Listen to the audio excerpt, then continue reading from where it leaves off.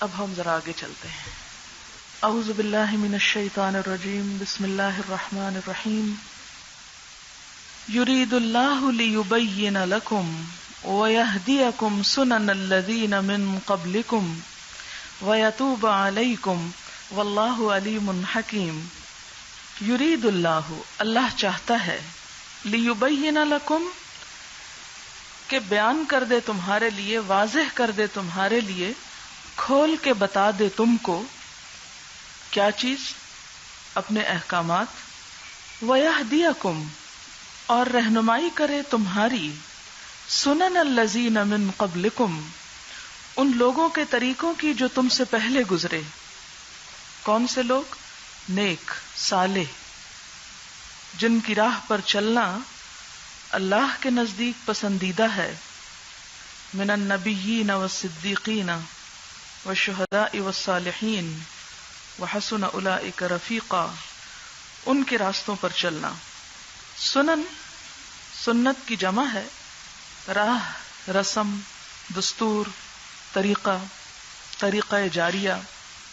وَيَتُوبَ عَلَيْكُمْ، اور وہ مہربان ہونا چاہتا ہے تم پر. واللہ علیم حکیم، اور اللہ علم والا ہے، حکمت والا ہے. اس آیت سے مراد کیا ہے؟ اسے کیوں یہاں بیان کیا گیا؟ جیسا کہ آپ دیکھ رہے ہیں کہ سورۃ النساء میں ابتدا ہی سے خواتین کے خصوصاً اور دیگر معاشرے کے عموماً مختلف افراد کے حقوق کی بات کی گئی، اور بہت سے ایسے طریقوں کی اصلاح کی گئی جو انسانوں کے لیے اذیت اور تکلیف کا باعث بنے ہوئے تھے. اور انہی میں سے سب سے آخر میں جس کا ذکر ہوا، غلاموں اور لونڈیوں کے بارے میں جو اصلاحات اسلام نے کی. جیسا کہ آپ جانتے ہیں کہ اللہ تعالیٰ نے انسانوں کی ہدایت کے لیے ہر دور میں انبیاء اور رسول بھیجے، اور پھر کیا ہوا کہ وقت کے گزرنے کے ساتھ ساتھ ان کی تعلیمات میں لوگوں نے اپنی مرضی اور خواہشات کے مطابق تبدیلی کر دی. پھر دوبارہ نیا نبی آتا اور وہ اس میں اصلاح کرتا، پھر دین کو نئے سرے سے زندہ کرتا، حتیٰ کہ نبی اکرم صلی اللہ علیہ وسلم کی آمد ہوئی اور آپ نے آ کر دین کو مکمل بھی کیا، اور جہاں جو تبدیلیاں لوگوں نے کی تھیں ان کو بھی درست فرمایا. اسی کی طرف یہاں اشارہ کرتے ہوئے اللہ تعالیٰ فرماتے ہیں کہ اللہ تعالیٰ ان تمام احکامات کے نزول سے ارادہ یہ رکھتا ہے کہ نمبر 1، تم پر دین کی تعلیمات کو واضح کر دیا جائے، لیبین لکم، اور نمبر 2 یہ کہ ویہدیکم سنن الذین من قبلکم، تمہیں بھی ان نیک صالح لوگوں کی پیروی کرنے کا راستہ بتایا جائے، یا وہ صراط مستقیم تم پہ واضح کیا جائے. صراط الذین انعمت علیہم کو مزید نمایاں کیا جائے، اور دین میں انسانوں نے اپنی عقل اور خواہشات سے جو تبدیلی کر دی ہے اسے درست کر کے لوگوں کو انسانوں کی جکڑ بندی اور پابندیوں سے نکال کر ان پر مہربانی کی جائے. اس لیے تمہیں یہ احکامات دیے جا رہے ہیں. وَيَتُوبَ عَلَيْكُمْ، یعنی ان احکامات کے نازل کرنے کا اصل مقصد کیا ہے؟ تمہاری خیر خواہی، تمہاری بھلائی، تمہارا فائدہ. اور یہ اللہ تعالیٰ ہی کر سکتا ہے، یہ اسی کے بس میں ہے، اسی کے اختیار میں ہے. کیوں؟ اس لیے کہ واللہ علیم، وہ علم والا بھی ہے، حکیم، حکمت والا بھی ہے. اس کا علم بھی کامل اور اس کی حکمت بھی سب سے بالا، اس لیے یہ کام وہی کر سکتا تھا. اب یہ کام کس کے ذریعے کروایا گیا؟ نبی اکرم صلی اللہ علیہ وسلم کے ذریعے سے، کہ لوگوں کو جاہلیت سے نکال کر روشنی کی طرف لایا گیا. لیکن یہ بھی ایک بہت بڑی حقیقت ہے کہ اللہ تعالیٰ کے اس دین کو، جو اصلی دین ہے، پیور، صاف ستھرا، سیدھا سادہ، قابل عمل، جب بھی اس دین کو لوگوں کے سامنے پیش کیا جاتا ہے تو وہ لوگ جو دین کی صرف ظاہری شکل و صورت پر مطمئن ہو چکے ہوتے ہیں، جو دین کو بطور رسم لیتے ہیں یا خواہشات کی تکمیل کا ذریعہ سمجھتے ہیں، وہ سب ایسی کسی بھی اصلاحی تحریک کے مخالف ہو جاتے ہیں، ایسے لوگوں کے دشمن ہو جاتے ہیں جو دین کو اس کی اصل شکل میں پیش کرنا چاہتے ہیں اور بناوٹی دینداری کا لبادہ چاک کر دینا چاہتے ہیں۔ اب اس میں جو لوگ مخالف ہوتے ہیں ان کی نفسیات کیا ہوتی ہے، وہ کیوں مخالفت کرتے ہیں؟ اس لیے کہ وہ اسے اپنی سرداری چھننے کے خوف میں مبتلا ہو جاتے ہیں یا اسے اپنی سرداری چھننے کے مترادف سمجھتے ہیں کہ اگر لوگ ان ساری رسموں کو چھوڑ کر اس طریقے کو اپنا لیں گے تو پھر اس میں ہماری بے عزتی ہے جس پر ہم نے لوگوں کو چلا رکھا ہے، اور پھر کسی بھی شخص کے لیے اس کی سرداری چھننا، اس کی بڑائی چھننا، یہ ناقابل برداشت ہوتا ہے۔ آج کے دور میں بھی آپ دیکھیں کہ جو بھی شخص آ کر لوگوں کو یہ کہتا ہے کہ دین بس وہی ہے جو اللہ کی کتاب میں ہے اور اللہ کے رسول صلی اللہ علیہ وسلم کی سنت کے ذریعے پتہ چلا ہے، تو پھر اس بات کو اگنور کر کے، اس بات کو سنی انسنی کر کے کیا کہا جاتا ہے؟ اچھا تو پھر جس پر ہمارے باپ دادا تھے یا جس پر سارا معاشرہ عمل کر رہا ہے اور جس پر فلاں مولانا اور فلاں حضرت عمل پیرا ہیں، کیا وہ سب غلط ہے؟ وہ سب جھوٹے ہیں؟ وہ سب جہنم میں جائیں گے؟ یعنی وہ اس بات کو نہیں سنتے یا نہیں سننا چاہتے کہ اصل دین کہاں سے ملتا ہے یا دین کا اصل چہرہ کہاں سے نکھرے گا اور اصل کیا ہے۔ وہ وہاں تک نہیں پہنچتے اور اس کی بجائے اعتراضات شروع کر دیتے ہیں کہ جو کچھ ہم کر رہے ہیں اور جو فلاں کر رہا ہے اور جو فلاں کر رہا ہے وہ بھی تو آخر بڑا پڑھا لکھا ہے، بڑا سمجھدار ہے، بڑا متقی اور پرہیزگار ہے، تو وہ سب غلط ہے۔ یہ ایک مغالطہ ہے جو شیطان انسان کے ذہن میں ڈالتا ہے اور یہیں سے انسان کو وہ حق سے پھیر لے جاتا ہے۔ اسی کے بارے میں قرآن کہتا ہے کہ فَأَنَّا يُصْرَفُونَ فَأَنَّا يُؤْفَكُونَ، جب بات ان کی سمجھ میں بھی آ جاتی تو پھر کہاں سے پھیر لیے جاتے ہیں، کہاں سے بہکائے جاتے ہیں؟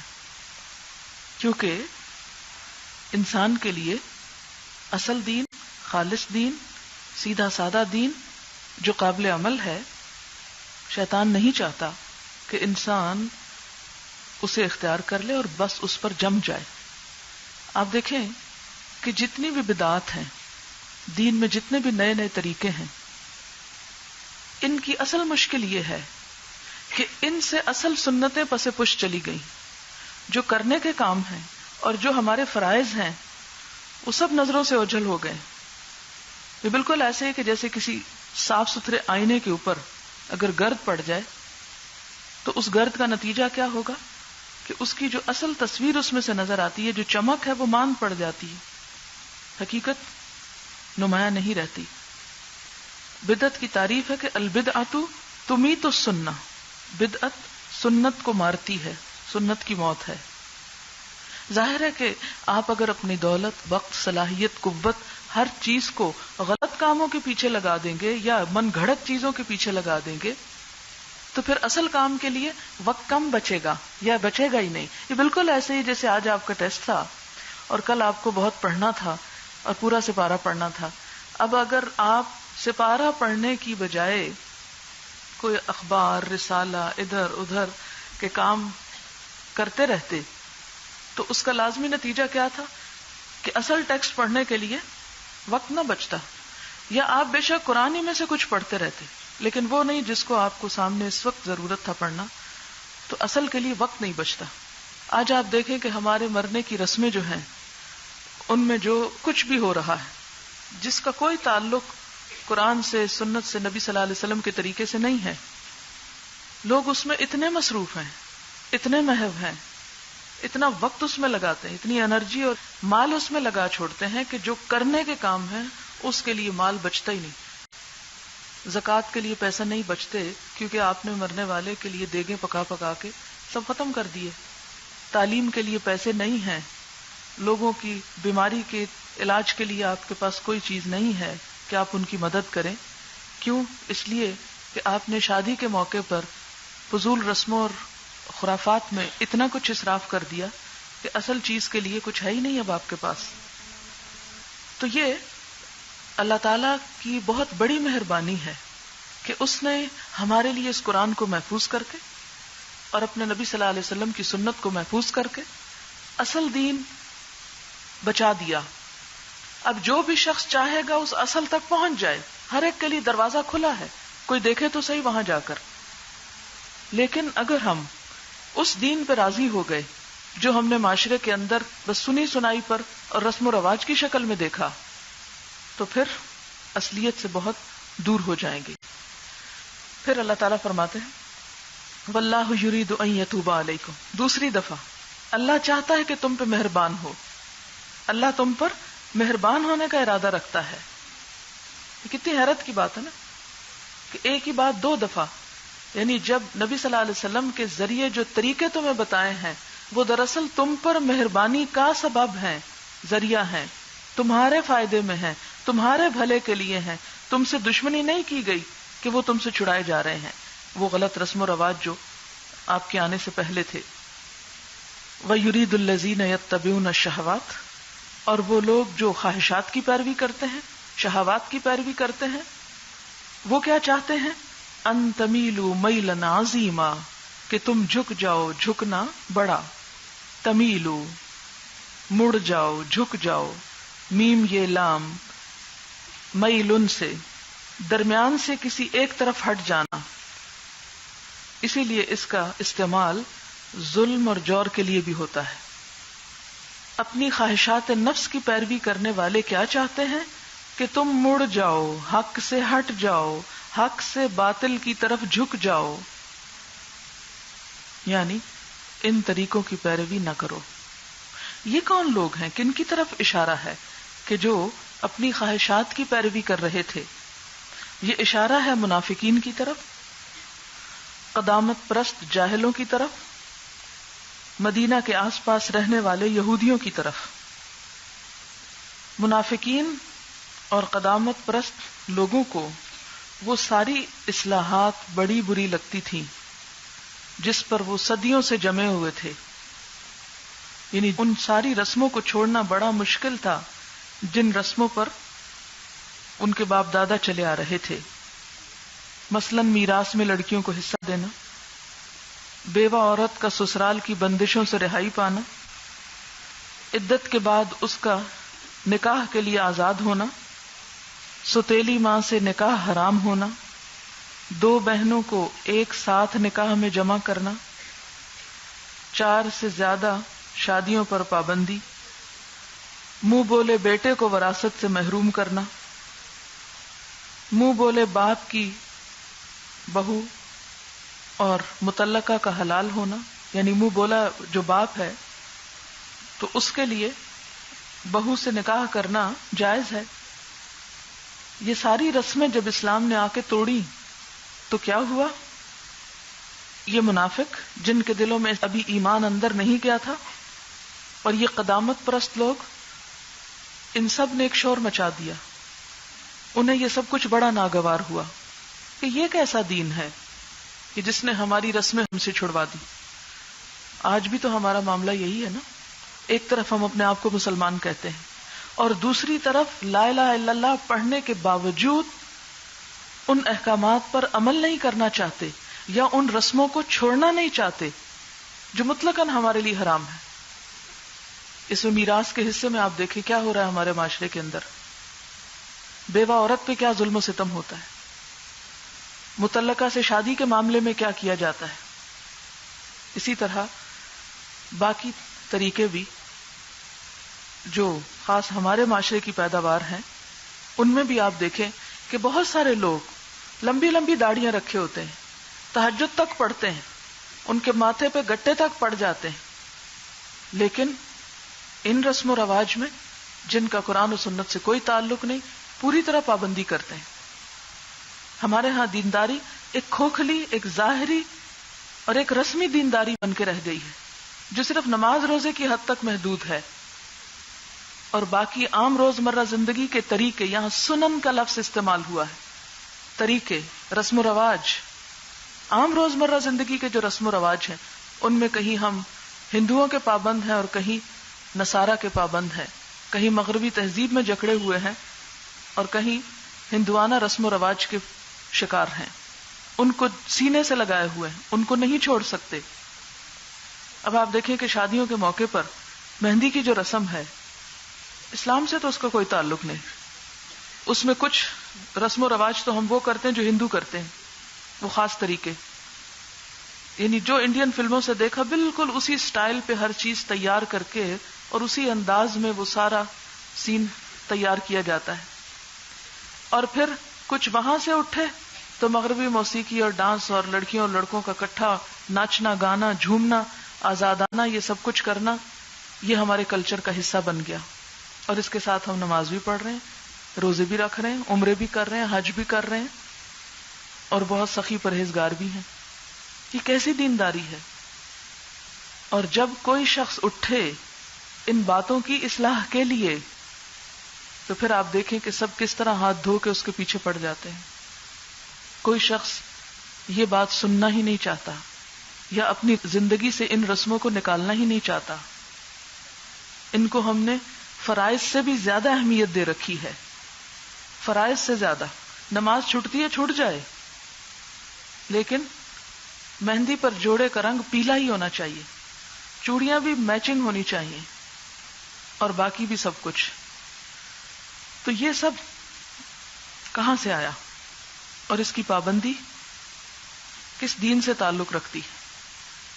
تو اللہ تعالیٰ فرماتے ہیں، آپ دیکھیں ایسے ایکوریٹ لفظ یوز کیے گئے، وَيُرِيدُ الَّذِينَ يَتَّبِعُونَ الشَّهَوَاتِ، چاہتے ہیں وہ لوگ جو اپنی خواہشات کی پیروی کر رہے ہیں.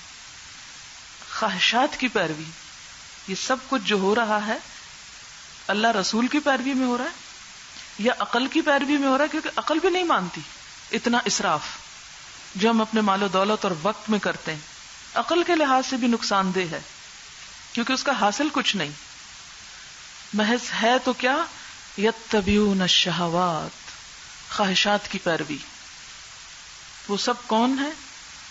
وہ بظاہر اپنے آپ کو مسلمان بھی کہتے ہیں، اس لیے کہ دوسروں سے کیا شکوہ، جو خدا رسول کو ہی نہیں مانتے، ان سے آپ کیا کہیں گے؟ تو یہاں بات ان کی ہو رہی ہے کہ جو ایک طرف اپنے اوپر دین کا لبادہ بھی اوڑے ہوئے ہیں اور دوسری طرف ان رسموں کی پابندی بھی کرنا چاہتے ہیں. وہ کیا چاہتے ہیں؟ ان تمیلوا میلا عظیما، کہ تم مڑ جاؤ مڑنا خوب اچھی طرح، راہ راست سے ہٹ کر دور نکل جاؤ. اور جتنا جتنا انسان ان چیزوں میں مبتلا ہوتا چاہتا ہے اتنا ہی اپنے فرائض اور اپنی ذمہ داریوں سے بے نیاز ہوتا چلا جاتا ہے. پھر آپ دیکھیں کہ دوسری طرف یہودی تھے، انہوں نے بھی اپنے دین کے اندر، یعنی ایک طرف منافقین کے رویے اور رسم و رواج کی بات کر رہی ہوں، اور دوسری طرف یہود، وہ بھی اپنے آپ کو کہتے تھے کہ ہم خدا کی شریعت پہ چلتے ہیں، وہ بڑے پابندی کا مظاہرہ کرتے، لیکن اس میں بہت ساری فقہی منہ شگافیوں کی وجہ سے اصل شریعت بہت پیچھے رہ گئی اور خود ساختہ احکامات کا ایک بھاری خول اوپر چڑھا لیا. بے شمار پابندیاں، باریکیاں اور سختیاں دین کے نام پر انہوں نے اپنے اندر شامل کر لی. ان کے ہاں مثال کے طور پر آپ دیکھیں کہ شریعت کے نام پر کیا تھا کہ ایام ماہواری میں عورت بالکل ناپاک چیز ہے، نہ اس کے ہاتھ کا پکا ہوا کھاتے، نہ اس کے ہاتھ کا پانی پیتے، نہ اس کے ساتھ ایک فرش پر بیٹھتے، بلکہ اس کے ہاتھ ٹچ کرنے کو بھی مکروہ سمجھتے تھے. اور ان چند دنوں میں عورت اپنے ہی گھر میں اپنے ہی رشتہ داروں عزیزوں کے درمیان ایک اجنبی چیز، اچھوت چیز بن کے رہ جاتی. اور ان کی دیکھا دیکھی یہی رواج یہودیوں کے اثر سے مدینہ کے انصار میں بھی آ گیا. مدینہ کے جو مسلمان لوگ ہو رہے تھے ان میں بھی. تو جب نبی صلی اللہ علیہ وسلم مدینہ تشریف لائے تو آپ سے پوچھا گیا، تو جواب میں وہ آیت آئی جو سورۃ بقرہ کے 28ویں رکوع کے شروع میں ہے، جس میں بات واضح کر دی گئی کہ بیوی کے ساتھ ان دنوں میں تعلق کیسا ہو سکتا ہے. یسألونک عن المحیض قل هو اذن فاعتزلوا النساء فی المحیض، اور باقی احکامات آپ تفصیلاً پڑھ چکے ہیں.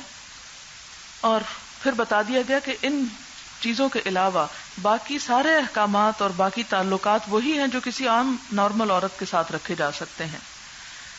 تو اس پر یہودیوں میں ایک شور مچ گیا کہ یہ کیسی دینداری ہے.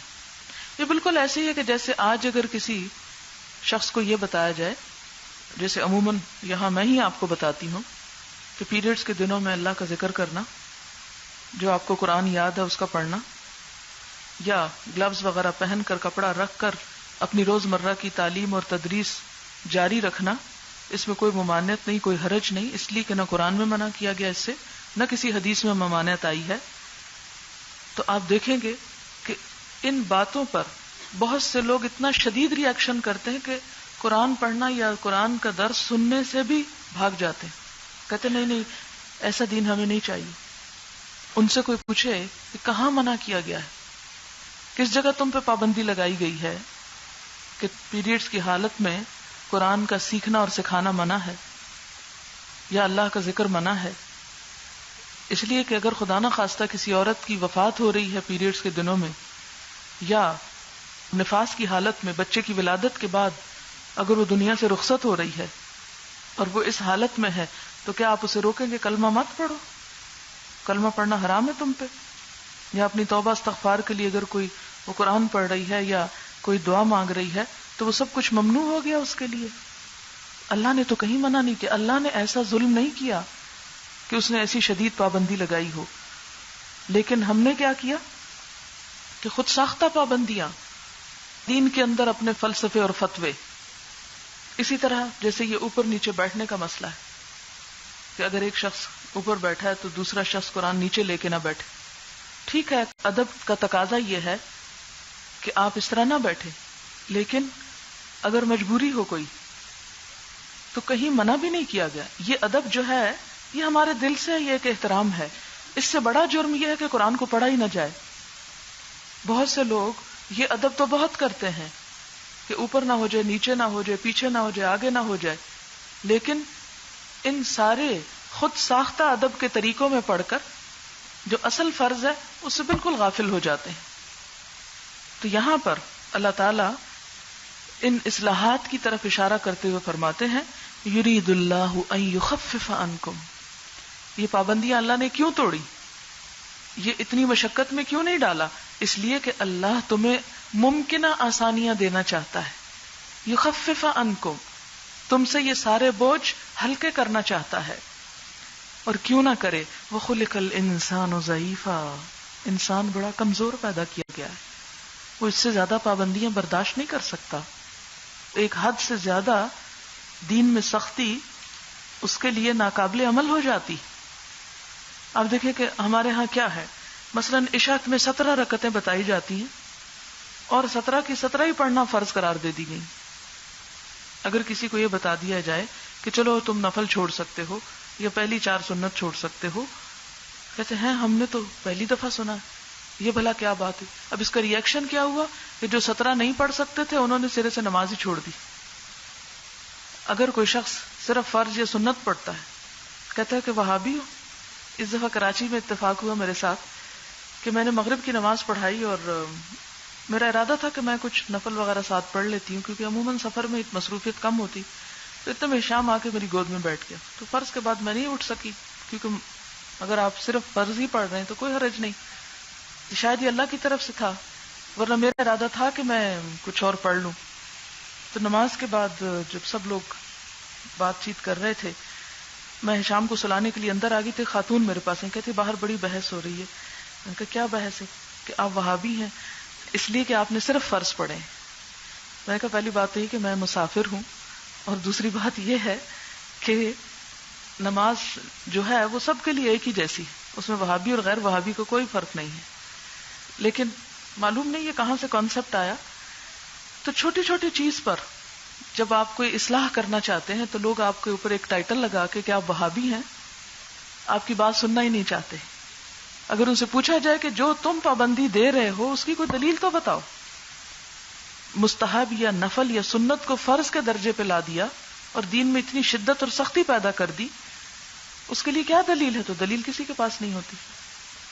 تو یہ قرآن کی آیت جو ہے خلق الانسان ضعیفا، الانسان سب کے لیے ہے، یعنی دین میں ایک حد تک پیروی کرنا، پابندی کرنا تو ضروری ہے اور کافی ہے. اور پھر اللہ نے جیسے نماز میں مثلا اگر سنتیں بھی اور فرض بھی اور نوافل بھی رکھے تو فرض ہی فرض کیے کہ اگر کوئی شخص سنت اور نوافل نہیں پڑھ سکتا تو اتنی تو منیمم اس کو پڑھنی ہے. اور پھر سنتوں کا اتنا بے شمار اجر بتایا کہ جو دن میں 12 سنتیں پوری کرے اس کے لیے جنت میں گھر کی ضمانت ہے. تو شوق دلایا کہ یہ تو فرض سمجھ کے کرو، اسے تو چھٹی نہیں، لیکن یہ جو ہے اس پہ اجر بہت ہے، خوشی سے کرو، دل کی محبت سے کرو. اور نوافل اس کا تو پھر بے پناہ اجر ہے کہ جب کوئی بندہ نوافل کی پابندی کرتا ہے تو اللہ تعالیٰ فرماتے ہیں پھر میں اس کا ہاتھ بن جاتا ہوں جس سے وہ پکڑتا ہے، میں اس کے پاؤں بن جاتا ہوں جس سے وہ چلتا ہے. یعنی پھر وہ پورا اللہ والا جسے آپ کہتے ہیں نا، اللہ والا بن جاتا ہے. اللہ والا بننے کے لیے، اللہ کے تقرب اور محبت کے لیے نوافل کا اہتمام بھی ضروری ہے. یا اسی طرح کسی کا سوال تھا کہ لونڈی سے نکاح کا کیوں نہ حکم دیا گیا اور تمتع کی کیوں اجازت دی گئی؟ یرید اللہ ان یخفف عنکم، کیونکہ ملکیت میں آنے کے بعد پھر اگر یہ پابندی ہوتی کہ اب تم اس سے نکاح بھی ضرور کرو اور اس کو مہر بھی دو تو کتنا مشکل ہو جاتا. یا اس کے وہی سارے حقوق ہیں جو آلریڈی ایک بیوی کے ہیں، تو وہ بھی ایک مشقت کی بات تھی. تو یہ تمام احکامات جو ہیں کس لیے دیے گئے ہیں؟ یرید اللہ ان یخفف عنکم، تم پہ ذمہ داریاں اور بوجھ اور پابندیاں کم کرے، آسانیاں کرے. بہت سے لوگ مجھے الزام دیتے ہیں کہ اس کا دین بڑا آسان ہے، اس نے لوگوں کو بڑی آسانیوں کا عادی کر دیا. میں کون ہوں یا کیا جرت رکھتی ہوں آسانیوں کے عادی کرنے کی؟ یہ سب آسانیاں وہی ہیں جو اللہ نے آپ کو دی ہیں. دین جو ہے نبی صلی اللہ علیہ وسلم نے خود فرمایا انما بعثت بالحنیفیۃ السمحۃ السہلۃ، میں اس دین کے ساتھ بھیجا گیا ہوں جو بہت آسان ہے، خوشگوار ہے، سہل ہے، کہ جس پر عمل کرنا مشکل نہیں. ہم نے بہت سی چیزیں اس میں گھڑ کر اسے مشکل بنا لیا. پھر فرمایا یا ایھا الذین آمنوا، اے لوگو جو ایمان لائے ہو، لا تأکلوا اموالکم بینکم بالباطل، اپنے مالوں کو آپس میں باطل طریقے سے نہ کھاؤ. یعنی جس چیز کی پابندی ضروری ہے اور جس چیز کو خیال میں خاطر میں رکھنا چاہیے وہ یہ ہے کہ حرام مال مت کھاؤ. کتنی خوبصورت آیت ہے جو ساتھ ہی آ گئی. جو نہیں کرنے کے کام وہ فرض کے درجے میں کر رہے ہیں، ہاں، اور جو آسانی ہے، سہولت ہے، اس کی طرف توجہ نہیں، اور جو حرام ہے وہ حلال کیے بیٹھے ہیں، اور جو نہیں کرنے کا وہ کر رہے ہیں. اسی لیے اللہ تعالیٰ فرماتے ہیں توجہ کے قابل، غور کرنے کے قابل، عمل کے قابل جو بات ہے وہ سنو. یا ایھا الذین آمنوا، اے لوگو جو ایمان لائے ہو، لا تأکلوا اموالکم، مت کھاؤ اپنے مالوں کو، بینکم آپس میں، بالباطل باطل طریقے سے. باطل جو حق کا اپوزٹ ہے. باطل میں کیا چیز آتی ہے؟ دھوکہ، فریب، جال سازی، ملاوٹ، اس طریقے سے مال حاصل کرنا، یہ سب باطل طریقے ہیں.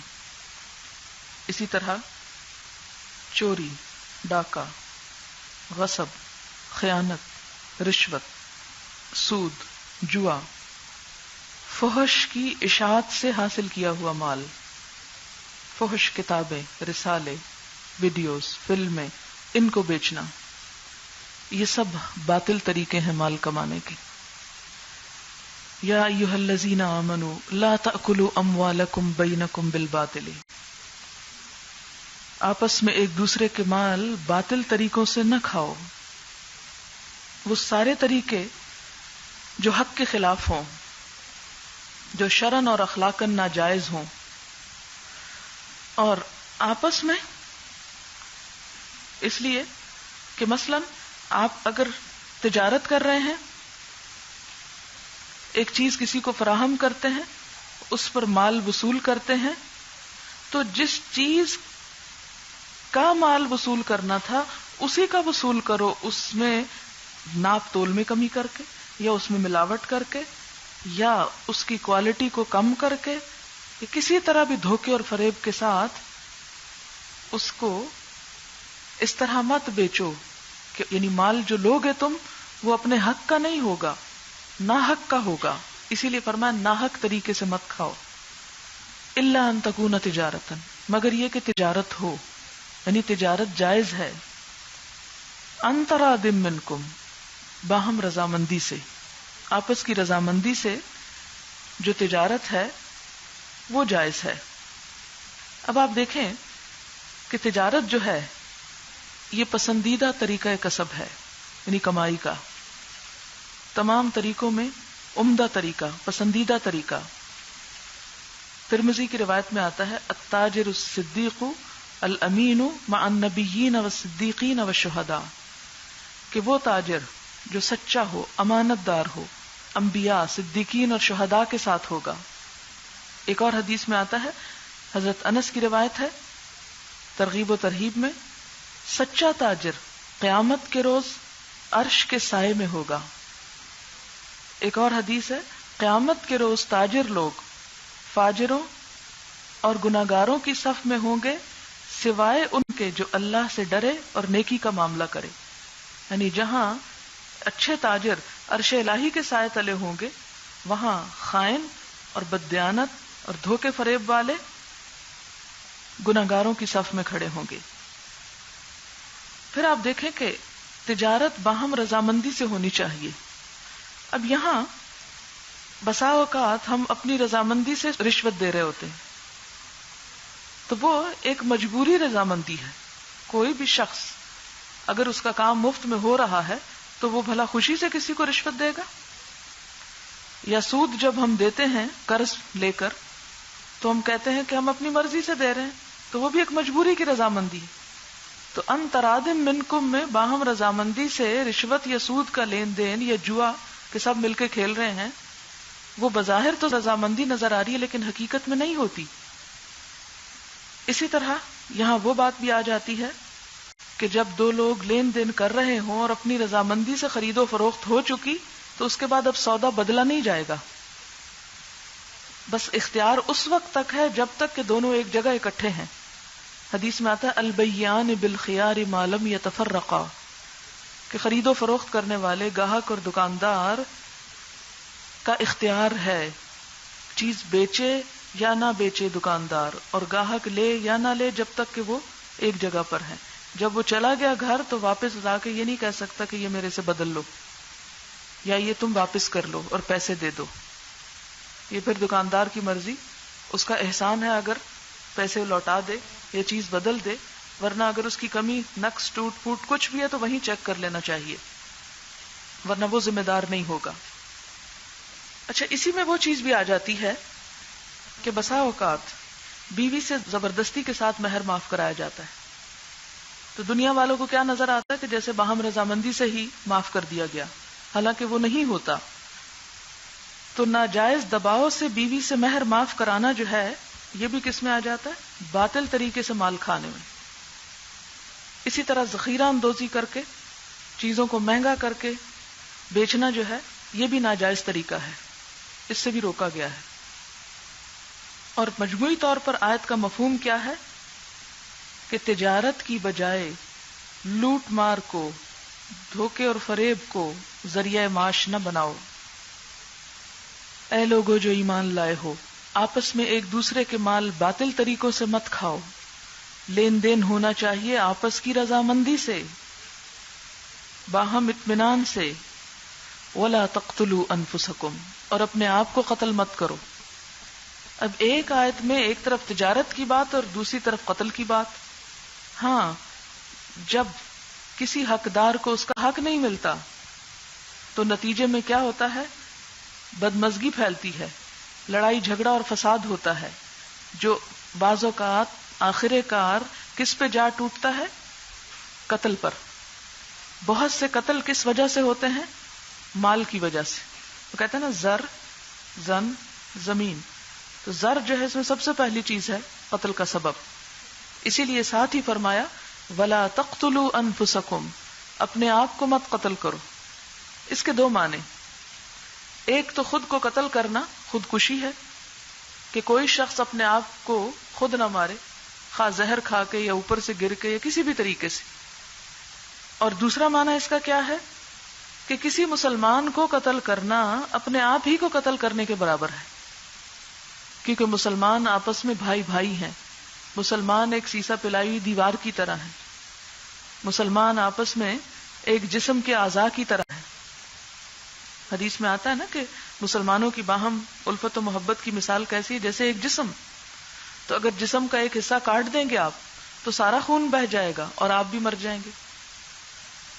تو کسی مسلمان کو قتل کرنا دراصل پھر کیا ہے؟ گویا اپنے آپ کو قتل کرنا. وَلَا تَقْتُلُوا أَنفُسَكُمْ، اپنے آپ کو مت قتل کرو. إِنَّ اللَّهَ كَانَ بِكُمْ رَحِيمًا، یہ حکم دے کر اللہ تم پہ رحم کر رہا ہے کیونکہ اللہ تعالیٰ تم پر بڑا مہربان ہے. إِنَّ اللَّهَ كَانَ بِكُمْ رَحِيمًا، یہ رحمت دونوں چیزوں میں آتی. کس میں؟ باطل طریقوں سے مال کھانے سے روکنے میں اور قتل کرنے سے روکنے میں.